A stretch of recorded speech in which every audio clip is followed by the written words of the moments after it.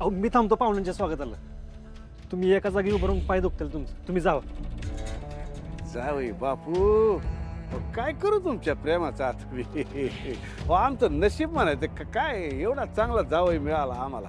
नाही तर आमचे चिरंजीव बघा कुठे हिंडतात कोणाच ठाऊक. अहो ते कुठेतरी कामात असतील.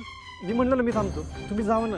आता तुम्ही एवढा आग्रह करताय म्हणल्यावर जायलाच पाहिजे. नाही जावा तुम्ही. हाय आम्ही इथंच आहे.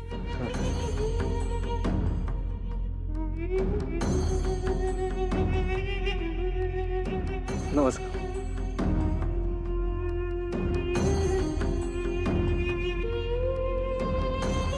सूर्या काय चाललंय तुझं? अहो पाहुण्यांच्या स्वागताला थांबलोय मी.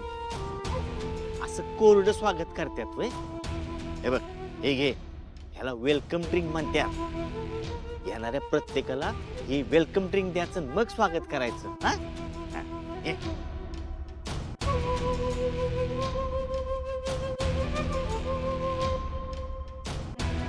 पाहुणं नमस्कार. हे तर कुठला ज्यूस आहे हा? नाही माहित नाही. माहित नाही तुला कोणी उभा केलं इथं? बर बर.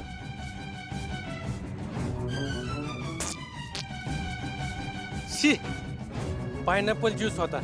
तोंडाची पार चव घालवली. मला ऍपल ज्यूस पाहिजे होता. जा घेऊन ये. पाहुणं काय वाटतंय?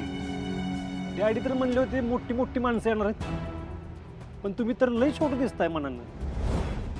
हे दीड जमडीचा वेटर तू आम्हाला शिकवायला लागला. तुझी लायकी का आमच्या पुढे उभं राहायची? ए बस. आणि वेटर पण माणूस असतो. त्याची लायकी काढायची ना तुला अधिकार नाही. आणि मी या घरचा काय काय झालं विश्वासराव? काय झालं? या तुमच्या वेटरला विचारा. विश्वासराव अहो काय बोलताय? अहो ज्यांच्यासाठी आम्ही एवढी मोठी पार्टी ठेवली त्यांनाच तुम्ही वेटर म्हणताय.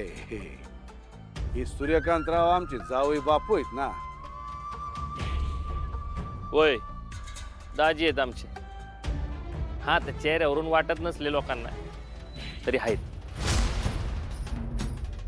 सॉरी सूर्यकांतराव, तुम्ही ज्यूसचे ट्रे घेऊन उभा राहिल्यामुळे मला तसा गैरसमज झाला. कुणीही तुम्हाला वेटर समजणार ना. माफ करा जालिंदरराव, तुमचा जावई असा पांढरा शर्ट आणि ब्लॅक पॅन्ट घालून उभा राहिल्यावर कोणाचाही गैरसमज होणार. माफ करा. नाही ते सगळं खरं असलं तरी तुम्ही आमच्या जावई बापूंची म्हणजे लायकीच काढली ना. शोभत नाही तुम्हाला.